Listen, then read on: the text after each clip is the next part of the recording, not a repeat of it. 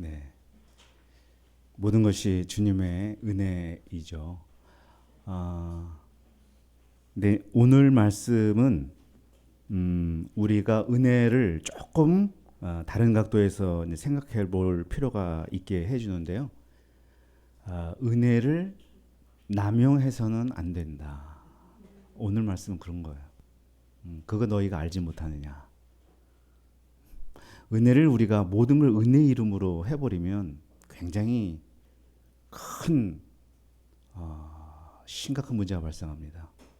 그러니까 자기가 죄 짓고도 아이 은혜인데 뭐, 자기가 실수하고서도 아이 은혜지 뭐, 이렇게 넘어가 버리면 오늘 보게 되는 고린도 교회에 생겨난 많은 문제들을 우리도 접하게 됩니다. 그래서 은혜가 은혜되도록 하기 위해서 우리가 무엇을 바로 세워야 되는가, 깨달아야 되는가, 오늘 말씀을 통해서 깊이 배울 수 있기를 기도합니다. 자, 오늘 말씀의 제목, 너희가 알지 못하느냐, 너희가 깨닫지 못하느냐, 너희 알잖아, 왜 그래? 이런 말인데요. 너희가 알지 못하느냐. 요절 6장 19절 20절 다 함께 읽어보겠습니다. 시작.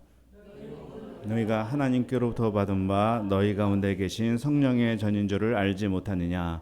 너희는 너희 자신의 것이 아니라 값으로 산 것이 되었으니 그런즉 너희 몸으로 하나님께 영광을 돌리라. 아멘. 기도하겠습니다. 하나님 아버지 감사합니다. 고린도전서 말씀을 통해서 십자가의 십자가 복음 새롭게 배우고 영접하게 도와주심을 감사합니다. 하나님 아버지, 우리 심령에 이 십자가의 복음을 더 깊이 뿌리내리도록 하게 도와주시옵고, 저희가 십자가의 도에 기초한 그리스도 제자로서 성장하는 가을이 되도록 도와주시기를 기도합니다. 오늘 말씀을 통해서 우리들에게 경고하시는 주님의 말씀의 핵심이 무엇인지 우리가 잘 깨닫고 영접할 수 있도록 도와주시옵소서. 감사하며 예수님의 이름으로 기도합니다. 아멘. 자, 너희가 알지 못하느냐, 영어로 do you not know 혹은 don't you realize 이렇게 하는데요. 5장과 6장에 이 문장이 무려 7번 나오고요. 6장에서만 6번이 나와요. 성경 전체 신구약 다 해서 너희가 알지 못하냐는 식의 문장은 한 30번 나와요. 엄청나죠. 그 중에 10번이 고린도전서에 나오고 6번이 6장에 집중되어 있다는 것은 시사하는 바가 있습니다. 너희가 모른다. 그렇지, 당연히 모르겠지. 이게 긍정하는 말이 아니고, 왜 그걸 모르냐? 알잖아. 알면서 왜 그렇게 행동해? 그런 쪽의 뉘앙스를 가진 말입니다. 자, 오늘 5장과 6장 고린도 교회의 가장 심각한 죄 문제를 다루고 있어요. 사도 바울도 가장 화가 났습니다. 음행과 형제들 간의 다툼, 소송의 문제였어요. 우리 1장부터 4장까지는 분쟁과 파벌의 문제 다루었잖아요. 그런데 그거보다 더 심각한 문제가 오늘 등장합니다. 자, 이 문제를 가르치고 돕고자 하는 바울이 사용하는 문장이 너희가 알지 못하느냐, 이 문장이에요. 예수님을 믿는 신자라면 당연히 알고 지켜야 하는데 왜 모르는 사람처럼 행동하냐. 우리가 신앙 안에서 봐줘야 되고 이해하고 넘어가 줘야 하는 것들이 물론 있습니다. 그런데 이것은 그러면 안 된다. 빛과 어둠이 조화를 이룰 수 없는 것처럼 이건 선과 악의 구분이 확실해야 된다. 이 시간 이 너희가 알지 못하느냐 하는 이 음성, 내가 뭘 알아야 될까? 내가 뭘 깨우쳐야 될까? 나에게 주시는 말씀으로 영접할 수 있기를 기도합니다. 자, 5장 1절을 보면요, 참 기가 막히다 하는 뉘앙스로 말씀을 시작을 해요. 너희 중에 심지어 음행이 있다함을 들으니 그런 음행은 이방인 중에서도 없는 것이다. 이렇게 시작하죠. 지금 바울은 멀리 에베소에 있어요. 근데 에베소에 있는 바울의 귀에까지 들리는 소식이 있었어요. 그건 뭐냐? 하나님을 믿지 않는 세상에서도 일어나기 힘든 충격적인 사건이 고린도 교회에서 일어나고 있다는 거예요. 바로 성도 중에 누군가가, 예수님을 믿는다는 형제 중에 누군가가 아버지의 아내가 되는 사람과 불륜을 저질렀다. 와, 기절초풍할. 아니, 아버지의 아내가 되는 사람이 누군가? 법적으로 어머니지요. 근데 이제 친어머니는 아니지만 계모나 첩을 가리키는데 어쨌든 그래도 어머니잖아요. 세상에서도 이런 일은 안 벌어진다는 거예요. 근데 세상에서도 안 벌어지는 일이 교회 내에서 벌어진다는 거예요. 기가 막히다. 근데 이게 진짜 그럴 수 있습니다. 교회가 잘못하면 세상만도 못한, 윤리 도덕적 수준이 세상보다도 떨어지는 그러한 공동체가 될 수 있다는 거예요.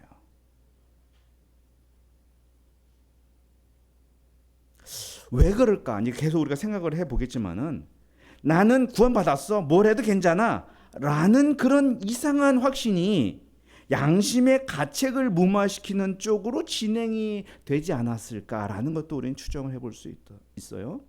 어떤 이유로 벌어진 일인지는 본문이 확실히 밝히지는 않고 있지만 어쨌든 바울은 엄청나게 분노하고 있습니다. 근데요, 이 바울의 분노에 기름을 끼얹는 사건이 또 있었어요. 그게 뭐냐? 2절을 보면은 아무도 그런 음행을 저지른 사람을 잘못했다고 질책하거나 통분히 여긴 사람이 교회 내에 없었다는 사실이에요. 어떻게 이럴 수가 있을까? 그래서 그 일을 행한 사람은 회개도 안 하고 양심의 꺼리낌도 없이 마치 아무 일도 없었다는 듯이 교회를 버젓이 돌아다니고 있었다는 겁니다. 야, 참 이런 모습을 보면서 다른 사람들은 또 어떤 생각을 할까? 그가 교회 내에서 막강한 영향력을 행사하는 사람일 수도 있겠죠. 아니면 이제 고린도 성도들 마음에 또 그런 생각을 할 수도 있었을 거예요. 아이, 뭐 다 죄인인데 뭐 이런 생각할 수도 있고, 아이, 우리가 품지 않으면 누가 품겠어 이런 생각할 수도 있고, 아이씨, 우리가 얼마나 능력 있고 힘 있는데 이런 사람 한 명 못 감당하겠어, 이런 한 사람 때문에 교회가 쓰러지겠어, 이런 생각 했을 수도 있었을 것입니다. 이것은 제가 앞에서도 말씀을 드렸지만 은혜와 구원에 대해서 굉장히 심각하게 오해를 하는 거예요. 죄를 방치하는 것은 은혜고 관대함이 아니다. 그것은 아주 큰 교만이다. 우리는 죄인을 회개할 때 받아주는 것이지 죄를 용납하는 것은 아닙니다. 내가 죄를 용납한다, 그것은 성경에서 말하는 가장 큰 교만이에요. 사도 바울은 너희가 교만하다 이렇게 말해요. 죄를 통분히 여기지 않고 회개하지 않은 자를 쫓아내지 않는 것은 은혜나 관대함이 아니라 교만이다. 왜 쫓아내는 게 필요하냐? 그 6절에서 말씀을 해요. 너희가 자랑하는 게 옳지 않도다. 적은 누룩이 온 덩어리에 퍼지는 걸 알지 못하느냐. 자, 여기서 첫 번째, 너희가 알지 못하느냐라는 문장 나와요. 먼저 자랑하는 게 옳지 않다라는 말을 쓰고 있는 것을 볼 때 고린도 교회 성도들은 그런 음행 저지른 사람 용납하고 데리고 있는 것을 굉장히 우리들의 성숙함이고 용기다라고 자랑하고 있었던 것 같아요. 그런데 이것은 감당해야 할 일이 아니고 하루빨리 없애야 할 누룩이다. 아주 소량의 효모가 밀가루 반죽을 삽시간에 부풀어 오르게 하잖아요. 미꾸라지 한 마리가 온 우물을 흐리게 한다는 속담도 있어요. 물론 교회는 병든 영혼을 담아내서 살리는 공동체죠. 교회는 병든 세상에 생명의 빛을 비추는 공동체입니다. 그런데 교회가 그런 일을 하려면 교회 안에는 순전함, 진실함, 거룩함이 살아 있어야 한다는 거예요. 제가 예를 들어 볼게요. 몇 년 전 코로나 방역 시절에 대형 병원들이 코로나 환자들을 수용했습니다. 그러면서 면회를 금지하고 외출 외박을 철저하게 통제했습니다. 왜 그렇게 했습니까? 코로나와 싸우려면 병원은 절대 감염되지 말아야 했기 때문입니다. 만일 코로나 양성으로 병원이 판정이 나면 더 이상 코로나 환자를 받을 수가 없었습니다. 코로나와 길고 지루한 싸움을 위해 병원은 더욱 방역에 철저해야 됐죠. 이는 마치 세속주의와 싸워 이기려면 교회는 거룩성을 잃어서는 안 되는 것과 같습니다. 조금의 악한 영향력이라도 그 안에 있으면 안 되고, 그러면 병원 문 닫듯 교회 문 닫아야 되기 때문에 결코 타협할 수가 없었던 거예요. 바울이 아주 강력하게 얘기를 하니까 또 일부분의 사람들이 오해할 수가 있어요. 아, 그러면 교회는 거룩해야 되니까 세속적인 사람과는 일절 접촉하지 말아야 되겠네? 바울은 그가 아니라고 말합니다. 아니, 세상을 보라. 어디에나 음행하는 사람이 있고 우상 숭배하는 사람, 술 취하는 사람, 속이는 사람 있는데 그런 사람 접촉하지 않고 우리가 어떻게 세상을 사냐? 그럼 지구 떠나야 된다. 지구를 떠나서 뭐가 우리 교회의 존재 가치가 있겠냐? 교회는 세상 속에 있어야 된다. 세상 속에서 비치고 소금이어야 된다. 세상 한복판으로 들어가야 된다. 온갖 죄로 병든 사람 만나야 된다. 그렇지만 교회가 죄로 병들어서는 안 된다. 세상에 병든 사람을 만나고 온갖 불의한 사람을 만나도 교회의 거룩성은 훼손되어서는 안 된다. 그러한 불의한 사람들을 교회 안으로 인도하려고 할수록 교회는 더욱 영적 방역에 철저해야 된다. 우리가 세상과 협력하지만 혼합될 수는 없다. 마치 기름이 물 위에 떠 있지만 기름은 물과 절대로 섞이지 않습니다. 나를 철저히 지켜야 교회로서의 사명을 감당할 수 있다. 그래서 바울은 빨리 쫓아내라고 하는 거예요. 그것이 그 사람을 위해서도 회개할 기회를 주는 거니까 좋은 거다. 완전히 하는 거 아닙니다. 결국은 회개하고 돌이켜서 새 사람 만들고자 하는 거죠. 이게 5장 말씀이에요. 다음으로 6장은 교회 성도들 사이의 소송 문제를 다루고 있습니다. 앞에서 이제 분열과 분파, 분쟁의 문제가 있었는데 이것이 이제 집단 소송의 문제로 비화했어요. 연합하지 못하는 것도 심각한데 이젠 형제끼리 물어뜯고 싸우는 거예요. 자, 한 집안에 형제들이 있어요. 근데 형제들끼리 싸우면 그 집안은 뭐예요? 콩가루 집안이라고 그러고 막장 패밀리라고 말하죠. 마찬가지죠. 교회도 성도들끼리 이권 다툼에 빠져 싸우면 교회 수명이 다 된 것으로 봐야죠. 근데 여기서 다투는 것도 문제인데 그 다툼을 조정할 성숙한 사람이 교회 내에 없는 게 더 문제였어요. 아니, 그런 문제를 해결할 사람이 없어서 세상 법정으로 가져가 믿지 않는 사람의 판단을 받으려 하느냐, 그것으로 바울은 통탄해하고 있습니다.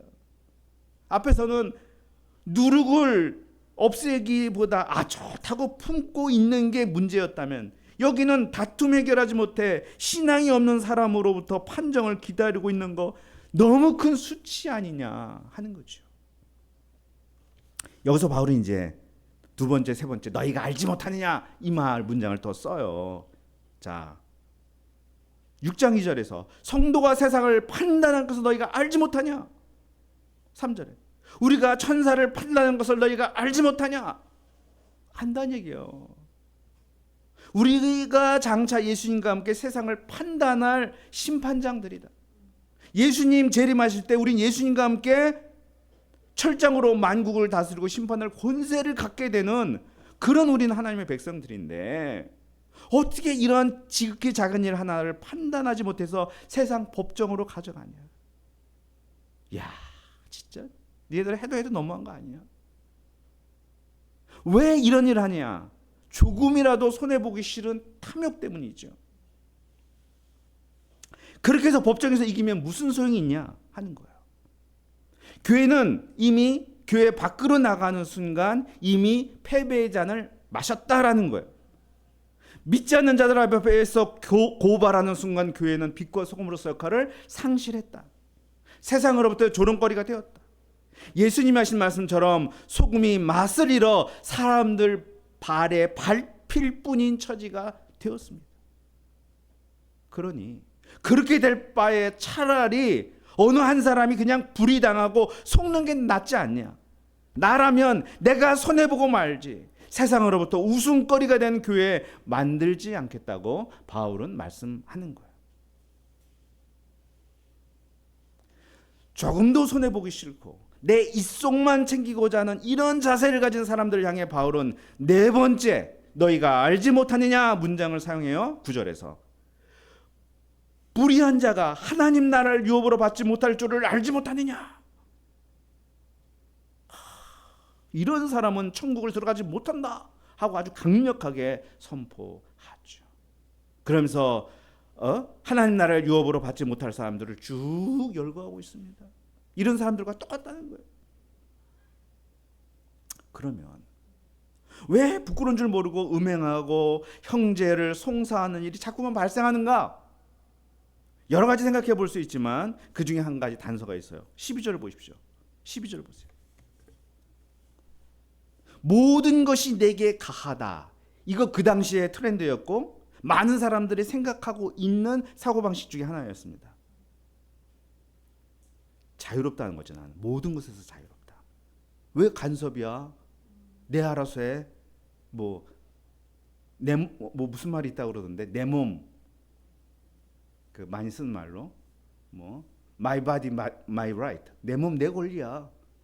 이런 말 많이 쓴다고 그러더라고요. 그러니까 이것이 이상하게 자유의 복음하고 이렇게 짬뽕이 돼가지고 이상하게 돼버렸어요. 하나님 우리에게 자유를 주신다. 모든 것이 내게 가하다. 나를 막는 건 이 세상에 하나도 없다 하는 생각이 딱 지배를 해요. 모든 것을 할 수 있는 자유. 이게 진짜 자유인가? 한번 생각해 봐야 되겠어요. 하나님은 예수님을 통해 우리를 자유롭게 하셨죠. 무엇에서 자유롭게 하신 거예요? 그렇죠. 죄와 죽음에서 자유롭게 하신 거지 아무 것이나 할 권리가 내게 있다라는 걸 말하는 거 아니에요.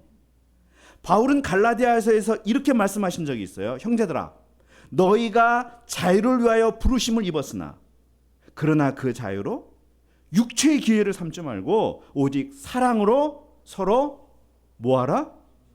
종노릇하라. 종? 그 자유 아니잖아. 근데 자유를 종노릇하는 데 쓰라는 거예요. 자유를 가지고 죄를 마음대로 짓는 데 쓰지 말고 그 자유로 형제 사랑하고 섬기는 데 써라. 그것이 죄와 죽음에서 너희를 자유롭게 하신 하나님의 뜻이다 하는 거죠. 모든 것을 내 마음대로 한다면 그 끝은 자유가 아니라 죄의 노예가 되는 거예요.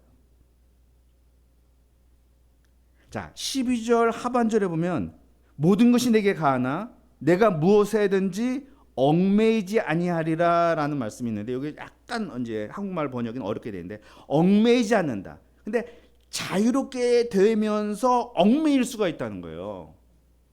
예를 들어 볼까요? 나는 각종 펜타닐이나 마약류 난 복용할 자유가 있어. 복용하다 보면 어떻게 됩니까? 그거 없으면 못 살잖아요. 난 내 마음대로 컴퓨터 게임할 자유가 있어. 계속 하다 보면 거기에 종이 돼버리지 않습니까? 그러니까 자유를 극도로 누리면 결국 극도로 얽매이는 사람이 돼버려요.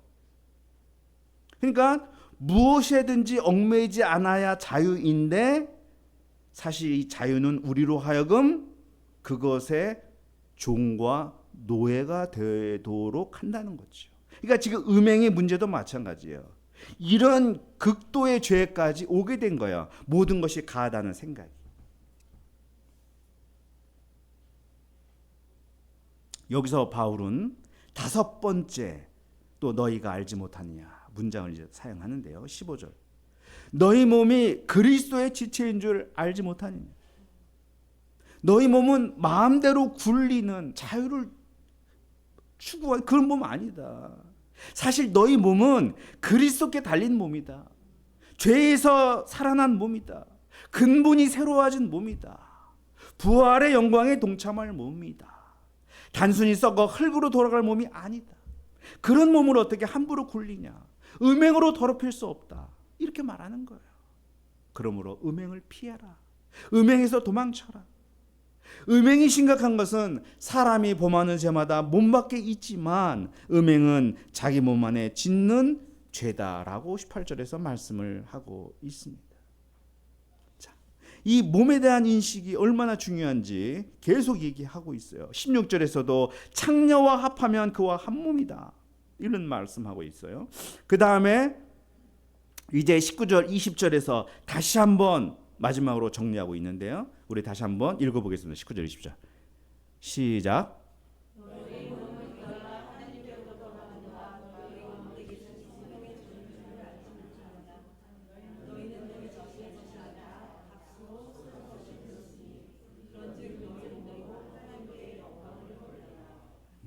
아멘.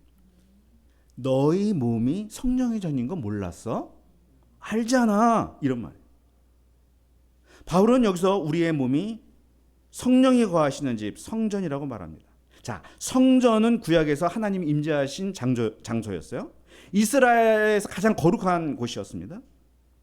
하나님의 말씀이 흘러나오고 만민이 하나님의 음성을 듣는 곳이 성전이었어요.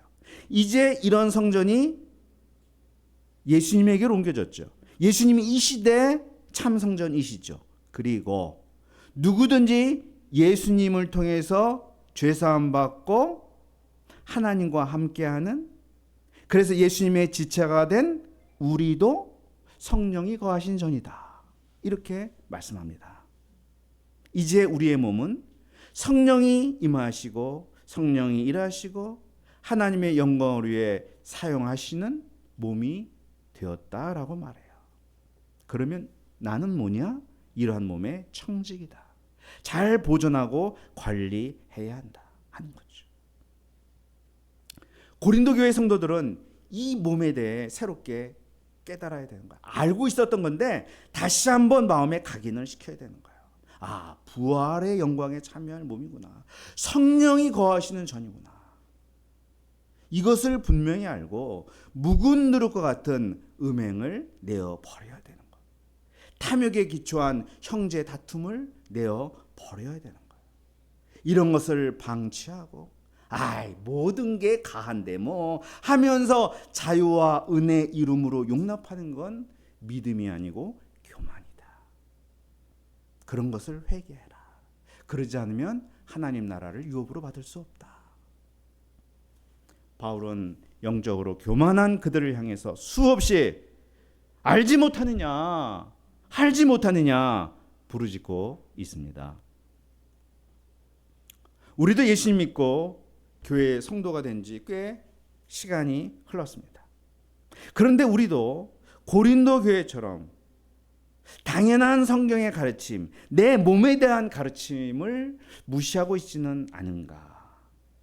적은 누르기에 온 덩어리에 퍼지는 법인데 음란과 탐욕에 혹시 내 몸을 아무렇게나 내어주지는 않는가. 은혜와 자유의 이름으로 남용하지는 않는가. 나도 성전이라면 상대방도 성전인데 조금도 손해보지 않으려고 상대방 성전을 훼손하는 일을 하고 있지는 않은가. 우리 각자가 이런 문제에 관하여 더욱 민감해질 수 있기를 기도합니다. 교회의 거룩함과 순전함을 지켜서 세상 속에서 세상을 구원하는 일에 우리가 더 귀하게 쓰임받을 수 있기를 간절히 기도합니다. 기도하겠습니다. 하나님 아버지 감사합니다. 오늘 말씀을 통해서 정말 7번에 걸쳐서 너희가 알지 못하느냐 사도 바울의 피토하는 이러한 음성이 담긴 말씀을 들려주심을 감사합니다. 하나님 아버지, 참 우리가 주님이 많은 은혜를 주셨고 자유를 주셨고 구원을 주셨는데 그것을 내 중심적으로 사용하고 그것을 남용하고 내가 죄를 지으면서 은혜 이름으로 합리화하는 그런 일은 저지르지 않는가? 음행과 탐욕에 있어서 그러지 않는가? 주님, 우리가 돌아보게 도와주시고, 내 몸은 거룩한 성전이고 예수님의 지체이기 때문에 결코 그럴 수 없다. 나에게 주신 은혜와 자유를 제대로 사용해야 된다 하는 것을 우리가 깊이 깨닫고 실천할 수 있도록 도와주시옵소서. 그래서 우리 교회 안에는 거룩함, 순전함, 진실함이 살아 있어서 어떤 심각한 불의한 세상도 우리가 감당하고 건져내는 사역에 쓰임받을 수 있도록 도와주시기를 간절히 기도합니다. 감사하며 예수님의 이름으로 기도합니다. 아멘.